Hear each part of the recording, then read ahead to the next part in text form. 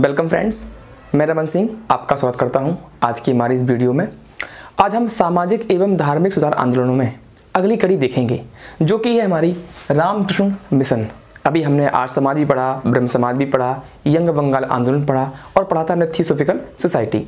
इसके बाद हम देखेंगे 19वीं सदी के उत्तरार्ध में यानी कि आखिरी में एक महान मिशन स्टार्ट किया गया था और जिसके संस्थापक थे स्वामी विवेकानंद। हम सभी उनके बारे में जानते हैं और अच्छे से ने पढ़ भी रखा है। और सबसे बड़ी बात यह है कि यदा कदा हमेशा हम इनका नाम सुनते आए हैं। वास्तव में किस तरीके से ये इस सेक्टर में आते हैं, इस क्षेत्र में आते हैं और कैसे इसको ये उन्नयन करते हैं, वो सारी चीज़ें हम जान लेंगे। हालांकि इतिहास में हमें केवल अपनी परीक्षा की दृष्टि से वह महत्वपूर्ण पॉइंट ही यहाँ पढ़ने हैं जो हमारी परीक्षा में आते हैं, ना कि हम पूरा इतिहास देखेंगे किस किस तरीके क्या क्या हुआ, क्योंकि फिर एक लंबी कहानी से बन जाएगी। और कहानी नुमा चीज़ों में जो है मज़ा तो आता है, लेकिन फैक्ट थोड़े कम होते हैं और हमें एक्चुअल फैक्ट पढ़ने हैं ताकि हम एग्ज़ाम को क्लियर कर सकें। तो चलिए हम वही देखेंगे आज, रामकृष्ण मिशन। सबसे बड़ी बात तो ये है कि लगातार एक के बाद एक जो सुधार आंदोलन आए, तो ऐसा क्या हुआ कि कोई एक ही पूर्ण तरीके से सफल नहीं हो पाया। कारण ये है कि हर एक शख्स की अपनी अपनी थोड़ी सिद्धांत होते हैं, अपनी अपनी सोच होती है, उसी के आधार पर वह आगे बढ़ता है। तो हम यहाँ पर यही देखेंगे कि इनकी जो सोच थी वह किस तरीके से थी। एक्चुअली यहाँ पर जो रामकृष्ण जो नाम आया है वह विवेकानंद के गुरु का नाम है, स्वामी रामकृष्ण परमहंस। उनके बारे में भी जानेंगे, साथ साथ इस मिशन के बारे में जानेंगे और जानेंगे स्वामी विवेकानंद के बारे में।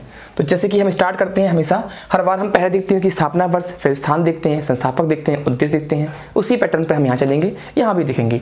तो चलो स्टार्ट करें। तो सबसे पहले इनका जो है स्थापना वर्ष देखते हैं। स्थापना वर्ष की अगर हम बात करें तो कभी कभी बच्चे थोड़ा हो जाते हैं कंफ्यूज, क्योंकि इसमें 1897 एंड 1899 दो डेट आते हैं, वो भी हम यहाँ पे क्लियर कर लेंगे कि क्या क्या हुआ था। तो स्थापना वर्ष है तो वो है 1 मई 1897, ठीक है, 1 मई 1897। और अब बात करें तो वह स्थान था वारानगर, कलकत्ता के ही निकट था वारानगर, ठीक है। वहाँ पर इसकी स्थापना शुरुआत में की गई थी, लेकिन उसके बाद 1899 में, याद रखना आप लोग, इसका जो प्रथम मठ है, प्रथम मठ बोल लीजिए या बोल लीजिए इसका प्रथम मुख्यालय, वह वेल्लूर में हुआ था स्थापित, ठीक है। और उसके बाद जो द्वितीय मठ था उसका, यानी कि द्वितीय जो मुख्यालय, वह हुआ था आपका अल्मोड़ा मायावती में।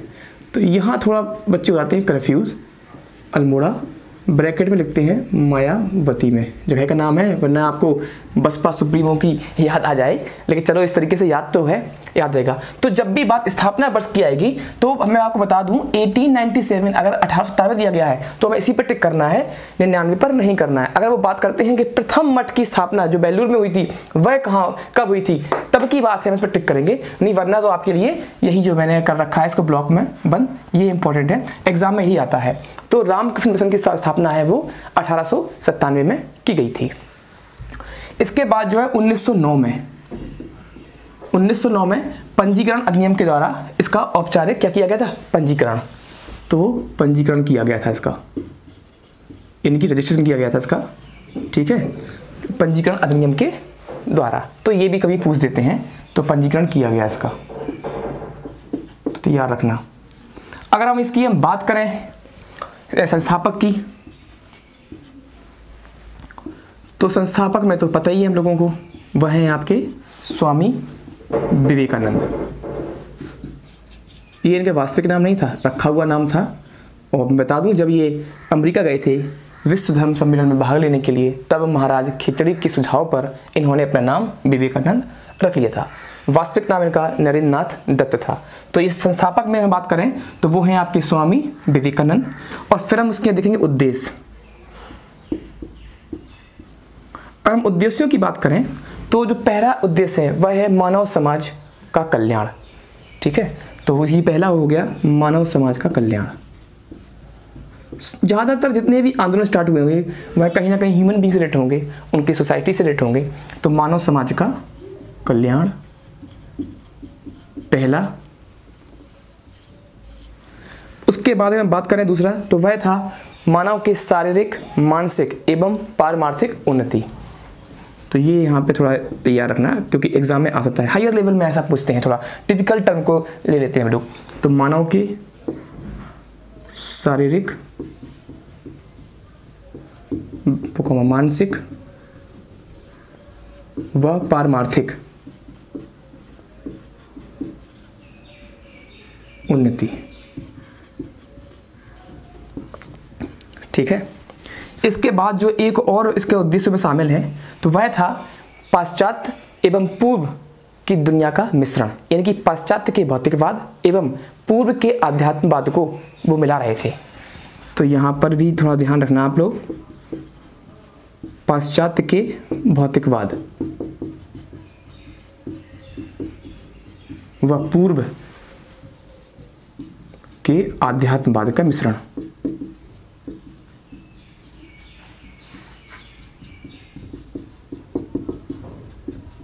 विवेकानंद का ऐसा मानना था कि अगर पाश्चात्य के भौतिकवाद यानी कि उनकी जो भौतिक संस्कृति है उसे मिला दें और पूर्व के अध्यात्मवाद को मिला दें तो एक नई संस्कृति की स्थापना हो सकती है जो मानव समाज का बहुत ज़्यादा भला कर सकती है, यानी कि जहाँ ईश्वर में भी आस्था हो और साथ साथ में मानव जीवन खुशहाल भी हो, यानी कि वो धर्म और विज्ञान दोनों को एक साथ लाना चाहते थे। ठीक, तो ये भी इसका एक बहुत बड़ा उद्देश्य था। हालांकि ये उद्देश्य सफल भी है और आप आज तत्कालीन समय में भारत को देखिए, हम सब लोग पूजा पाठ भी करते हैं और विज्ञान का यानी कि पाश्चात्य जगत के भौतिकवाद का इस्तेमाल भी करते हैं। तो सबसे ज़्यादा सफल जो उद्देश्य है वह आज देखने को मिलता है। भले ही उस समय नहीं हुआ था, लेकिन आज अपने आप वक्त की रफ्तार के साथ साथ इसे हमने हासिल कर लिया।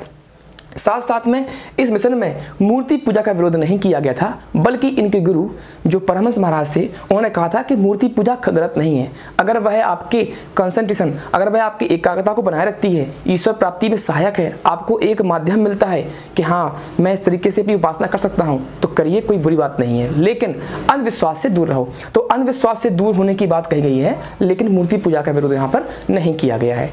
सबसे बड़ी बात यह थी कि इस मिशन का जो आधार था वह वेदांत दर्शन था। तो अगर हम आधार की बात करें यहाँ पर, तो जो आधार है वह है आपका कौन सा, वेदांत दर्शन। ठीक है, वेदांत दर्शन के आधार पर इसे बनाया गया है, लेकिन बाद में अभी हम आगे देखेंगे किस तरीके से विवेकानंद मना करते हैं। वो कहते हैं कि वेद, बाइबल और कुरान को कुछ समय के लिए विश्राम करने दो, और वो हम देखेंगे किस तरीके से वो क्या क्या कहते हैं। तो इतना आप पहले नोट कर लीजिए, इसका स्क्रीनशॉट लो, उसके बाद हम इनके गुरु के बारे में जानेंगे, उसके बाद जानेंगे विवेकानंद के बारे में। उस वक्त हम एक एक पॉइंट करके देखेंगे किस किस तरीके से उन्होंने क्या क्या कहा था। ठीक है, चलिए अब हम यहाँ पे सबसे पहले स्वामी विवेकानंद के गुरु के बारे में बात करते हैं, जिनके नाम पर इस मिशन की स्थापना की गई।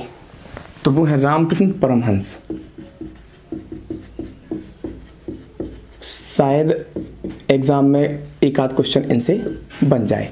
तो हम देखेंगे अगर वास्तव में, तो जो रामकृष्ण परमहंस हैं वह क्या दक्षिणेश्वर काली के पुजारी थे। 21 वर्ष की आयु में ही जो है ये पुजारी हो गए थे। वास्तविक नाम इनका था वो था गदाधर चट्टोपाध्याय। यह क्या था इनका वास्तविक नाम था, और ये क्या थे, कलकत्ता में, इनकी कलकत्ता में दक्षिणेश्वर के काली मंदिर के पुजारी थे। तो ये थोड़ा इंपॉर्टेंट है, काली मंदिर के पुजारी, और 21 वर्ष की आयु में एक्चुअली ये पुजारी हो गए थे। बाद में 23 वर्ष की उम्र में इनका विवाह शारदा मणि से किया गया था। तो अगर बात करेंगे पत्नी की, सीधा लिखते हैं हम डायरेक्ट शारदा मणि,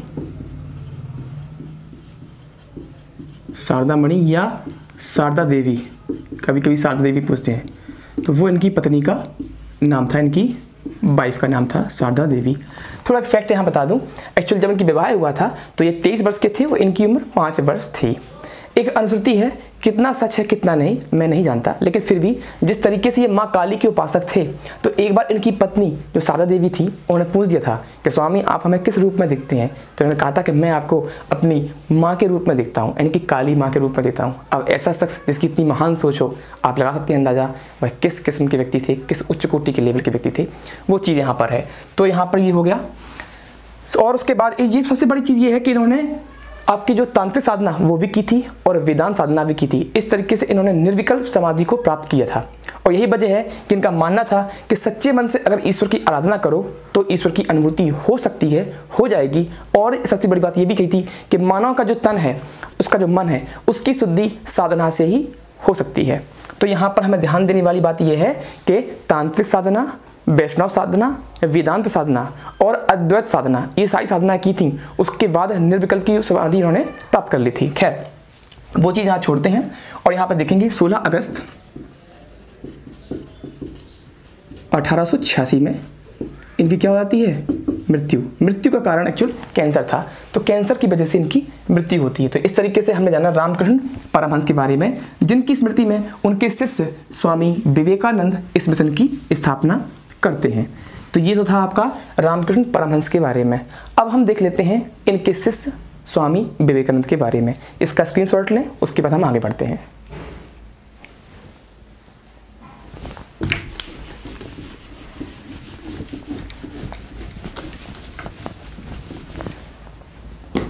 चलिए आइए अब स्टार्ट करते हैं हम लोग आपके स्वामी विवेकानंद के बारे में। इसे थोड़ा हम लोग गहराई से पढ़ेंगे। स्वामी विवेकानंद, जैसे कि मैं स्टार्ट करता हूं, सबसे पहले हम देखेंगे इनका वास्तविक नाम। मैंने भी कहा था कुछ देर पहले कि विवेकानंद इनका वास्तविक नाम नहीं था, बल्कि इन्होंने अपना ये नाम रखा था। जो वास्तविक नाम इनका है वो है नरेंद्रनाथ दत्त। तो जो वास्तविक नाम है वो क्या है? नरेंद्रनाथ दत्त। बात करें इनकी हम अगर पिता के, तो इनको जो पिता का नाम है वह है विश्वनाथ दत्त। थोड़ा ये फैक्ट इसलिए बता रहा हूं ताकि आपको इतिहास में जुड़ने में दिक्कत ना हो। पिता, और ये काफ़ी काबिल वकील थे, पेशे से क्या थे? ये वकील थे। अगर उनकी माता का नाम जाने तो वो थी भुवनेश्वरी देवी। भुवनेश्वरी देवी की माता थी और वो आदर्श गृहिणी थी और हिंदू धर्म की मान्यताओं में उनका बहुत ज़्यादा विश्वास था। अगर हम जन्म की बात करें, हालांकि इस तरीके से एग्जाम में आता नहीं है, लेकिन चूंकि हम पढ़ रहे हैं तो थोड़ा जान लेते हैं। इनका जो जन्म है वह 12 जनवरी 1863 में कलकत्ता में हुआ था। इनकी जो कार्यक्षेत्र, जो भूमि है वो कलकत्ता थी। यही वजह है कि जिस तरीके से उन्होंने काम किया था, तो जो आपके सुभाष चंद्र बोस हैं, उन्होंने कहा था अगर हम बंगाल की बात करें तो आधुनिक राष्ट्रीय आंदोलन के जो आध्यात्मिक पिता हैं वह आपके स्वामी विवेकानंद हैं। ये वाला कोटेशन एग्जाम में आ सकता है, तो आप टिक करेंगे ये किसने कहा है? तो वो कहा था सुभाष चंद्र बोस ने। क्या कहा था? अगर हम बात करें बंगाल की तो आधुनिक राष्ट्रीय आंदोलन के आध्यात्मिक पिता, कौन से पिता? आध्यात्मिक पिता, उनको कहा गया है वो है स्वामी विवेकानंद। और ये बात कही थी सुभाष चंद्र बोस ने। तो थोड़ा सा ध्यान रखेंगे, आराम से आप टिक कर लेंगे, दिक्कत आपको नहीं होगी। तो ये हो गया। साथ लगे हाथ में हम यहाँ देखते हैं इन्होंने किया क्या था। तो मैं बता चुका हूँ कि रामकृष्ण मिशन की स्थापना की थी, वेदांत सोसाइटी की स्थापना की थी। ठीक है, तो यहाँ पर इस आप में ये भी देखते हैं कि इन्होंने 1896 में न्यूयॉर्क में वेदांत संस्था की स्थापना की थी। वेदांत संस्था लिख करके आएगा या लिख करके आएगा आपका सोसाइटी, आपको बिल्कुल वो निमिष में नहीं होने आया है। सोसाइटी कहाँ पे की थी? तो वो जगह है आपका न्यूयॉर्क, अमेरिका में की थी इन्होंने। उसके बाद जब भारत लौट करके आए थे तब जाकर के इन्होंने रामकृष्ण मिशन की स्थापना की थी। साथ साथ में हम यहाँ पे देखते हैं इनकी जो पुस्तक है, बहुत फेमस पुस्तक है, मैं समाजवादी हूँ। पुस्तक का नाम है मैं समाजवादी हूँ। इसी में इनमें जो है भारतीय समाज और गरीबों के संबंध में जो बातें की हैं वो उजागर होती हैं, जिसमें वो साफ कहते हैं वो भारत के जो उच्च वर्ग हैं, जो शिक्षित वर्ग है और जो पैसे वाला वर्ग है, उससे बोलते हैं कि अपने पद अपनी सुविधाओं को त्याग के गरीबों के साथ हिल मिल जाओ। तभी वो कहते हैं कि मेरा गरीब झोपड़पट्टी में रहता है, यानी कि झोपड़ी में रहने वाले जो गरीब लोग हैं उनको यह ईश्वर मानते हैं। और तभी इन्होंने साथ में ये भी कहा था कि मैं हर उस व्यक्ति को देशद्रोही मानूंगा जब तक कि लाखों लोग भूखे हैं, अशिक्षित हैं, क्योंकि ये लोग उनकी सहायता से पढ़ जाते हैं पर उनकी परवाह नहीं करते हैं। तो ये बहुत बड़ी बात है। साफ वो कहते हैं वो ऐसे लोगों को देशद्रोही मान रहे हैं जो पढ़ तो गए हैं लेकिन जो भूखे लोग हैं, जो गरीब लोग हैं, जो अशिक्षित हैं, उनके लिए वो कोई काम नहीं करते हैं। मतलब वो ये कहते हैं कि आपके जीवन का उद्देश्य ये भी होना चाहिए कि अगर आप सक्षम हैं तो आप दूसरों के लिए कुछ करिए, ये बात कहते हैं। साथ साथ में अगर ईश्वर के बारे में इनसे विचार पूछे गए कि आपका ईश्वर के बारे में क्या कहना है, तो उन्होंने कहा था कि मैं ऐसे ईश्वर पे बिल्कुल विश्वास नहीं करता जो मुझे इस लोक में रोटी ना दे सके लेकिन मरने के बाद परलोक में स्वर्ग के सुखों के आनंद की गारंटी देता हो। ये बहुत बड़ी बात है, क्योंकि ज़्यादातर हमारे धर्म में या आसपास जो बातें वही होती हैं कि ऐसे कर्म करो, वैसे कर्म करो, मरने के बाद ये मिलेगा। तो वो कहते हैं मरने के बाद क्या मिलेगा पता नहीं है, जब इस लोक में ही कुछ नहीं मिल रहा है तो उसके बाद वहाँ क्या मिलेगा। तभी वो कहते हैं कि मेरा ऐसे ईश्वर में बिल्कुल विश्वास नहीं है जो इस लोक में मुझे रोटी न दे सके और मरने के बाद स्वर्गिक सुखों के आनंद की गारंटी देता हो, ये बात कही थी। साथ साथ में उन्होंने ये भी कहा था कि मैं ऐसे ईश्वर और धर्म में विश्वास नहीं करता जो एक विधवा के आंसू ना पहुंच सके, एक अनाथ को रोटी ना दे सके। तो बहुत उच्च कोटि के इनके विचार थे विवेकानंद के। तो यहाँ से बात खुल के आती है। हालांकि कुछ लोगों ने तो इन पर ईश्वर विरोधी होने का भी धब्बा लगा दिया, पर ऐसी बात नहीं है। ईश्वर को लेकर के उनकी जो सोच थी वो हटके थी, क्योंकि जो लोग तत्कालीन समय में सोच थी ईश्वर की वो केवल ये था कि बस बनाओ खाओ और दूर रहो। तभी वो कहते हैं कि हिंदू धर्म में भारतीयों का जो ईश्वर है वो केवल खाना बनाने के बर्तनों में कैद हो गया है। वह जाति प्रथा, ऊंच नीच, छुआछूत इनसे काफी क्षुब्ध थे। यही वजह है कि उनके जो विचार थे वह समय से काफी आगे थे और आज उनके विचारों को हम देखते हैं, हम लोग अपना भी रहे हैं। और यही वजह है कि तमाम जो ऑर्गेनाइजेशन हैं, जो एनजीओ हैं, कोई पशुओं के लिए बना हुआ है, कोई मानव के लिए बना है, तो आप देखते हैं अनाथ आश्रम वगैरह वगैरह। तो उस समय की सोच आज जाकर के साकार हो रही है जब आध्यात्मवाद और भौतिकवाद दोनों मिला दिए गए हैं। यही वजह है कि हम एक बेहतर दुनिया की तरफ आगे बढ़ रहे हैं। तो प्रमुख पुस्तक हुई है मैं समाजवादी हूँ। अगर हम बात करें इनकी पत्र पत्रिकाओं की तो दो फेमस इनकी पत्र पत्रिका हैं। वो है, पहली है आपकी प्रबुद्ध भारत। प्रबुद्ध भारत यह अंग्रेजी में प्रकाशित हुई थी, इसका जो माध्यम था वो था अंग्रेजी। और हम बात करें दूसरी तो वो है उद्बोधन।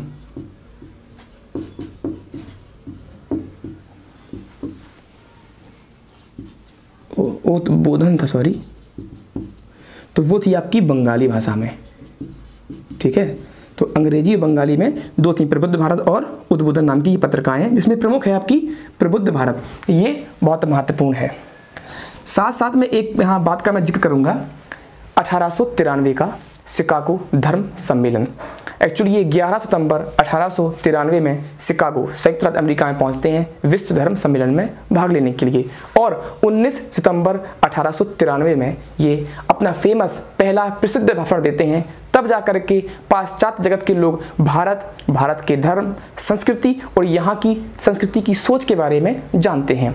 तो जिस वक्त इन्होंने पहली बार भारत को रिप्रेजेंट किया, वहाँ जाकर के हमारी संस्कृति, हमारे धर्म को बताया कि हम कितने गौरवशाली सभ्यता के जनक हैं और किस तरीके से हमारे धर्म में जो विश्व का जो कुटुंब बनाकर चलने की बात है, जो दीवों पर दया करने की बात है, वो सारी बातें यहाँ बताते हैं।